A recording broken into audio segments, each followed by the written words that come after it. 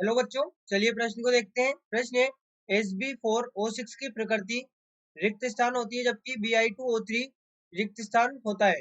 देखिए बच्चों, यहाँ पर बात करें प्रश्न की मुख्य अवधारणा की। मुख्य अवधारणा तो देखिए बच्चों, यहाँ पर ध्यान दें। हमारे पास में जो यहाँ पर समूह 15 है, समूह 15 के दोनों तत्व है एंटीमनी और बिस्मथ। तो समूह 15 के ऑक्साइड में, समूह 15 के ऑक्साइड ऑक्साइड यहाँ पर इसे इस प्रकार से लिखे। देखिए, समूह 15 में, समूह 15 में ऊपर से नीचे जाने पर, ऊपर से नीचे जाने पर इसके या इनके ऑक्साइडों का, इनके ऑक्साइडों का ऑक्साइडों का अम्लीय गुण, अम्लीय गुण घटता है, घटता है। जो यहाँ पर उच्च ऑक्सीकरण अवस्था का ऑक्साइड होता है, उच्च ऑक्सीकरण अवस्था का, उच्च ऑक्सीकरण अवस्था का ऑक्साइड, ऑक्साइड निम्न ऑक्सीकरण अवस्था के ऑक्साइड की तुलना में अधिक अम्लीय होता है। निम्न ऑक्सीकरण अवस्था के, निम्न ऑक्सीकरण अवस्था के ऑक्साइड की तुलना में, ऑक्साइड की तुलना में, की तुलना में अधिक अम्लीय होता है, अधिक अम्लीय, अधिक अम्लीय होता है। तो ये तो बच्चों हमारे पास में बात हो गई यहाँ पर कि जो उच्च ऑक्सीकरण अवस्था का ऑक्साइड होगा वो निम्न ऑक्सीकरण अवस्था के ऑक्साइड की तुलना में अधिक अम्लीय होगा। और जब हम समूह में ऊपर से नीचे जाएंगे तो अम्लीय गुण घटेगा।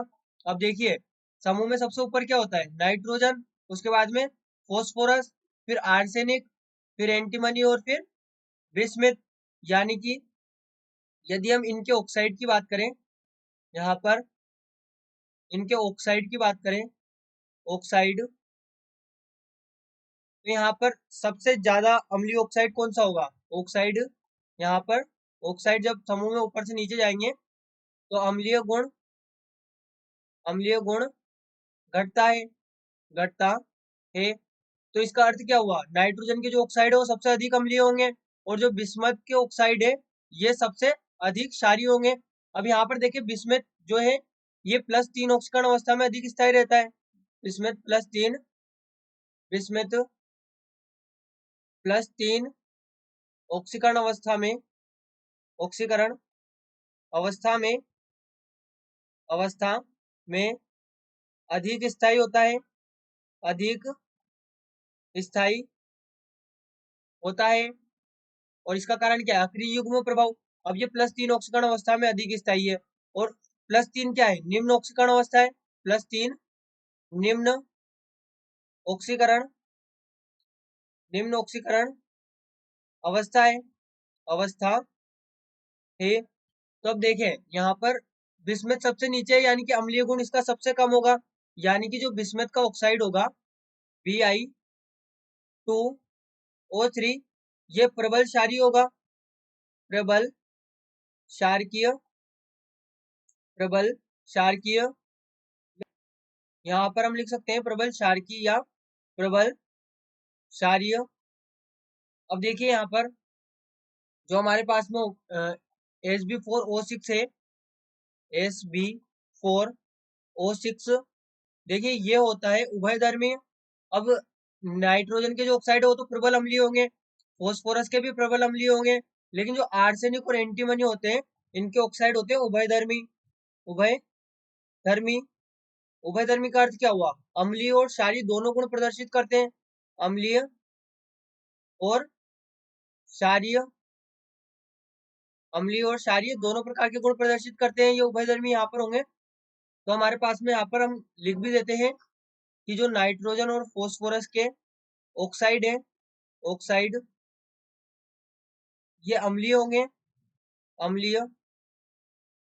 वहीं पे जो आर्सेनिक और एंटीमनी के ऑक्साइड हैं, आर्सेनिक और एंटीमनी के ऑक्साइड, ये उभयधर्मी होंगे, उभयधर्मी। वहीं पर जो बिस्मथ है हमारे पास में, इसके जो ऑक्साइड है, यहाँ पर ये ऑक्साइड, ऑक्साइड, ये यहाँ पर उभयधर्मी है, उभयधर्मी। और जो बिस्मथ है इसके ऑक्साइड क्षारीय है, ऑक्साइड यहाँ पर क्षारीय होते हैं, क्षारीय।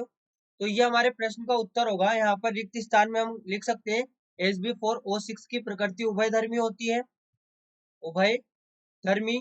जबकि जो Bi2O3 है ये क्षारीय प्रकृति का होता है, क्षारीय या प्रबल क्षारीय, प्रबल क्षारीय प्रकृति का होता है। ये हमारे प्रश्न का उत्तर है। तो बच्चों आशा करते हैं आपको प्रश्न समझ आया होगा।